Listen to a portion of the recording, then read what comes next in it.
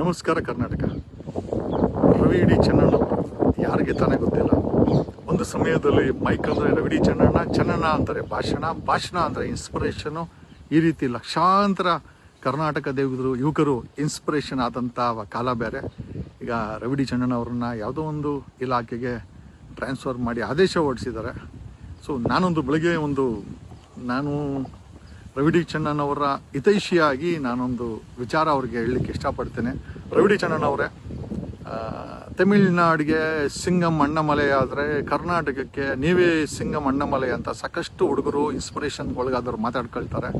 ನೀವು ಯಾಕೆ ಅಣ್ಣಮಲೈ ಥರ 2019ರಲ್ಲಿ ಅಣ್ಣಮಲೈ ಈಗ ರಾಜೀನಾಮೆ ಕೊಟ್ಟು BJPಗೆ ಸೇರಿ ಅಲ್ಲಿ BJP ರಾಜ್ಯಾಧ್ಯಕ್ಷ ಯಾಕೆ ರವಿ ಡಿ ಚೆನ್ನಣ್ಣ ಅವರು ಈ ರೀತಿ ಸುಮ್ಮನೆ IPS ಕೆಲಸ ಮಾಡೋದು? ನಿಮಗೆಲ್ಲ ಸಪೋರ್ಟ್ ಇದೆ, ಎಲ್ಲ ಬ್ಯಾಕ್ಗ್ರೌಂಡ್ ಇದೆ, ಮತ್ತು ಇರೋದ್ರಲ್ಲಿ ಸಾಕಷ್ಟು ಹಣ ಇರ್ಬೋದು ನಿಮ್ಮ ಹತ್ರ, ನನಗೆ ಗೊತ್ತಿಲ್ಲ.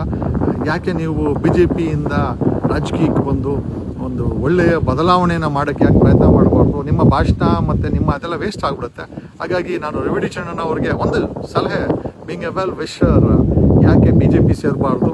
ಯಾರೋ ನನಗೆ ಹೇಳಿದ್ರು ದೊಡ್ಡಬಳ್ಳಾಪುರ ತುಂಬ ಅನುಕೂಲ ಆಗುತ್ತೆ ಅವರಿಗೆ ನಿಂತ್ಕೊಂಡೆ ಮಾಡೋಕ್ಕೆ. ದೊಡ್ಡಬಳ್ಳಾಪುರನೋ ಅಥವಾ ಕರ್ನಾಟಕದ ಗದಗಿಂದನೋ ಮತ್ತು ಎಲ್ಲಿಂದನೋ ರವಿ ಡಿ ಚೆನ್ನಣ್ಣ ಯಾಕೆ ರಾಜಕೀಯಕ್ಕೆ ಬರಬಾರ್ದು ಅಂತ ಈ ಮೂಲಕ ಹೇಳ್ತಾ, ಯಾಕೆಂದರೆ ಸುಮ್ಮನೆ ನೀವೇ ಹೇಳಿದ್ದೀರಾ ಮತ್ತು ಎಲ್ಲೋ ಒಂದು ಒಳ್ಳೆ ಪೋಸ್ಟಿಂಗ್ ಕೊಟ್ಟಿಲ್ಲ ಅಂತ. ಸೊ ನ್ಯಾಚುರಲಿ ಅಲ್ವಾ, ನಿಮ್ಮ ಮೇಲೆ ಅವರಿಗೆ ಪಾಪ ಅನಿಸಿಕೆ ಇದ್ದಿದ್ರೆ ಒಳ್ಳೆ ಪೋಸ್ಟಿಂಗ್ ಕೊಡ್ತಾಯಿದ್ರು, ಒಳ್ಳೆ ಪೋಸ್ಟಿಂಗು ಕೊಡ್ತಾಯಿಲ್ಲ. ಸುಮ್ಮನೆ ಯಾಕೆ ಟೈಮ್ ಪಾಸ್ ಮಾಡೋದು?